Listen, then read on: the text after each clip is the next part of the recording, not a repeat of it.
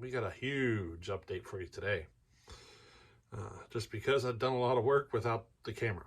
So, I am planning on leaving my place tomorrow or today. This is like 1 o'clock in the morning, so we'll say today. So I'm planning on leaving my place around 3 o'clock or so, and we're going to go on a road trip to Bellhopper's event. So let me give you an update of what I'm taking along, and some of this is going to be a surprise for some of you. Alrighty, here we go. Alrighty. Alright, so here's what I got sitting here. The Lombard is going with me, but it's sitting in the bed of my truck right now.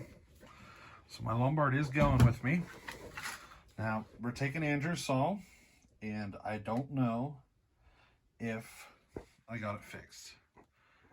That's his ported Pioneer 3270. I put a new ignition chip in it. So we're going to test that out. Now, I may have found the issue. It's getting a tremendous amount of spitback, so the reeds are definitely not functioning correctly. So I'm not going to rule out that the issue might be the reeds causing it to starve every now and again, or, you know, a shot of being rich or something, you know what I mean? Just bad reed behavior, we'll call it that. So that's where that is. We're going to give it a test down at Bellhopper's and see how it goes. Now here's the Super XL Auto that we did a little bit of port work to. That's the experimental saw. After this event, yeah, this is the one with the bow bar. Remember that? But after this event, I'm gonna work at taking some squish out of that thing. See how far we can get it. You know what I mean? But I think we got a good idea of how it runs now without doing any squish adjustments. So let's see what it does after we get the squish adjusted. You know what I mean? Now here is Simple Man's Poulan 245A. I have a video that I haven't released yet, or I should say that I haven't done the editing and all that stuff yet, of me running it and testing it. So you'll get to see that video soon. But it had an air leak. I had to fix the air leak. But we're going to take that down for Bellhopper. You know, maybe he can check that one out for us. It's not a high RPM build. It's got a lot of squish to it, and can't really do anything about it. I just don't have enough piston skirt to do anything about it, you know what I mean? Should just be free porting wide open. But we did what we could, you know. Runs pretty good. Now this in here is going to be the surprise. Right here. See the piston? That's going to Bellhopper. He's got some sort of wild and crazy experiment he's going to do. So we're going to take that down to Bellhopper. And the saw. You might recognize that. That saw is Tasman's. It's basically a combination of XL76 and XL130. That is what I would consider a kind of a hot saw. It's got pretty extensive amount of work to it. We blew it up a couple of times during the build. Tons of footage on this saw. Well, I just rebuilt it and it's ready to go. Now, we had some issues during the rebuild. Let me flip the camera around here. Alrighty, you're gonna like this.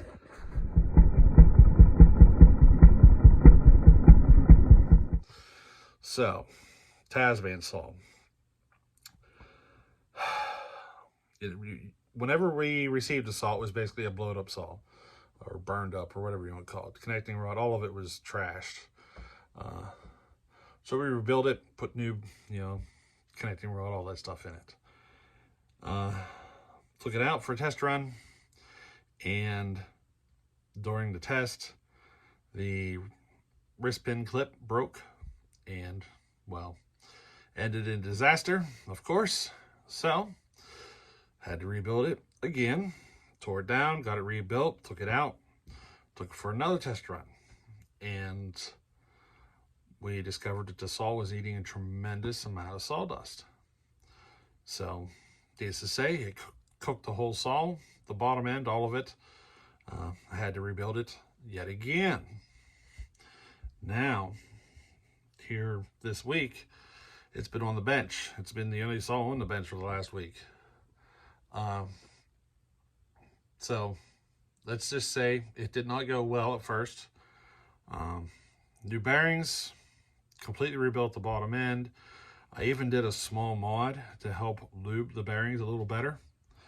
So it should help.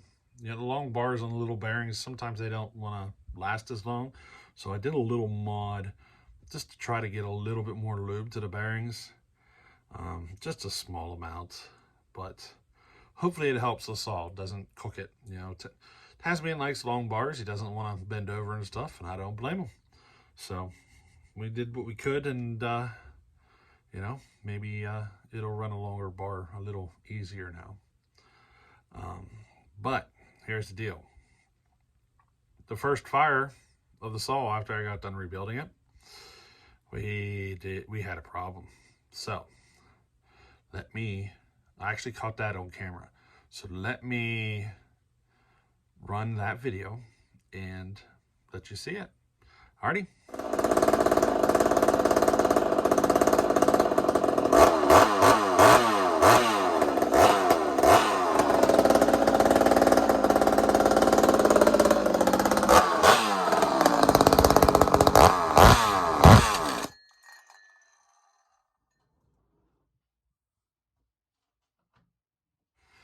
Okay, so how'd you like that? Yep, yet again, we're tearing the saw down. Now I got lucky. So it just happened to be one of the connecting rod bolts broke, and it just got jammed up in there at the crankshaft, and you know, nothing got up past the piston up into that area, so we got lucky. I think what happened is I over torqued the bolts, and you know, once she started running, it snapped the head right off the bolts. You know, it's one of those things. But we got to rebuild again, got everything fixed, and let's just say she's running pretty good. No, so far. The squish is sitting pretty much exactly at like 19 or 20 thousandths, so I'm pretty happy there.